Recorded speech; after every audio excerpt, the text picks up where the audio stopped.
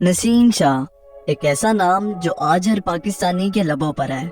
एक छोटे से पीरियड ऑफ टाइम में जिस तरह नसीम ने एक स्टार की तरह शाइन किया और फिर कैसे पाकिस्तानी बॉलिंग की बैकबोन बना कि आज हमारे पास उसको कोई रिप्लेस करने वाला नहीं है। और रिस्पेक्ट टू माय मैन। मतलब कि एक लड़का जो 12 साल की उम्र में अपना गांव छोड़कर लाहौर अपना ख्वाब पूरा करने के लिए आता है, और कुछ साल पहले जिसके पास स्पाइक्स खरीदने के पैसे नहीं थे, जिसे बॉल की सीम पोजीशन तक का पता नहीं था, वो सिर्फ ये जानता था कि वो तेज बॉलिंग कर रहा है और यही इसका पैशन था जिसने आज नसीम को नसीम शाह बनाया। तो ये कहानी है केपीके के एक छोटे से गांव लोअर दीर की। वही पाकिस्तानी कहानी है कि एक जुनूनी लड़का जो क्रिकेट का शौकीन है, लेकिन उसका सख्त बाप उसके सख्त खिलाफ है। लड़का चाहता है कि वो क्रिकेटर बने, लेकिन वालिद को क्रिकेट एक आंख नहीं पाती। वालिद चाहते हैं कि लड़का पढ़कर एक बड़ा आदमी बन जाए, लेकिन लड़का कहता है मैं तो खेलूंगा। एक दिन खेलते खेलते देर हो गई और लड़के का गुमान था कि अब्बा तो सो गए होंगे, लेकिन उसे क्या ही खबर थी कि अब्बा बैठे उसका इंतजार कर रहे हैं।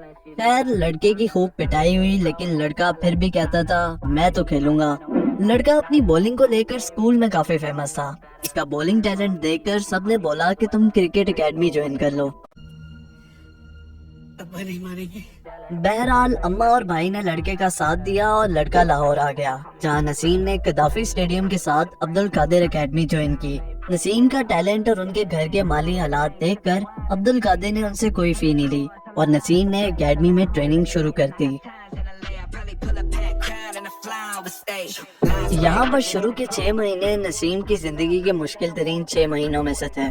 जब एक गांव का लड़का लाहौर जैसे बड़े शहर में आता है तो यकीनन उसके लिए वहाँ पर एडजस्ट होना बहुत मुश्किल होता है। आप अपने घर से दूर एक अजनबी शहर में, जहाँ आप ना उर्दू जानते हो ना आपके पास ढंग की जगह रहने के लिए, और फिर बिना रुके 4 घंटे की रोज की बॉलिंग, नो डाउट एक यंग बॉय के लिए बहुत ज्यादा है बर्डन।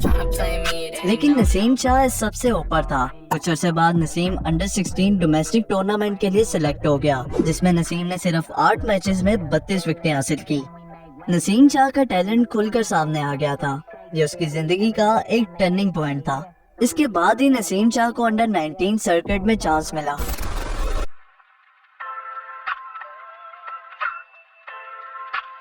ये वो दिन था जिसका ख्वाब नसीम शाह अपने घर से लेकर निकला था। पाकिस्तान टीम दौरा ऑस्ट्रेलिया पर थी और नसीम शाह पहली बार स्क्वाड का हिस्सा थे। सीरीज के पहले टेस्ट मैच में नसीम को डेब्यू करना था, but that was the most unwanted debut for any player. अपने डेब्यू वाले दिन नसीम जब उठते हैं तो मैनेजमेंट नसीम को आकर बताती है कि your mother has passed away. I was no idea where I am. Actually, I was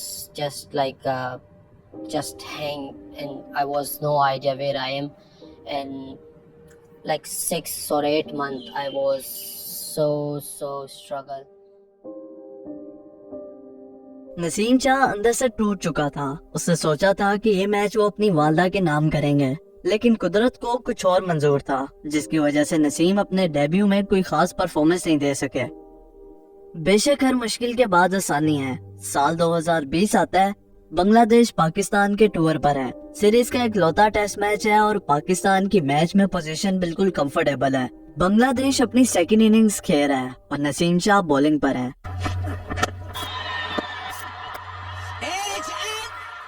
Naseem Shah test cricket में हैट्रिक लेने वाले यंगेस्ट प्लेयर बन चुके हैं और इसी साल श्रीलंका के खिलाफ टेस्ट में फाइफर लेने वाले भी कम उम्र तरीन प्लेयर बन जाते हैं। इसके बाद नसीम नहीं रुकते। फिर थ्रू आउट द ईयर जो इनकी परफॉर्मेंसेस रहती हैं और पीएसएल में ये जो विकेट्स लेते हैं, उनकी तो बात ही अलग थी। और ऊपर से इनका एटीट्यूड, लड़का सुर्खियों में आ जाता है। फिर असल हाइप इनको मिलती है एशिया कप 2022 में, जब शहीन भाई इंजर्ड होते हैं और हमारे पास उनका कोई बैकअप बॉलर नहीं होता। नसीम शाह जो इंडिया के खिलाफ स्पेल कराते हैं, वो आज भी बॉर्डर पार सबको याद है।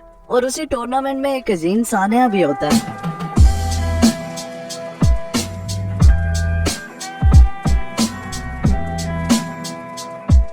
ये मैच सारी जिंदगी हमें तो नहीं भूलेगा, लेकिन फारूकी भाई को तो बिल्कुल नहीं भूलेगा। फिर T20 वर्ल्ड कप आता है और नसीम शाह की बॉलिंग इसमें भी इम्प्रेसिव रहती है। ऑस्ट्रेलिया के पिचेस और अपने बॉलर्स न चले।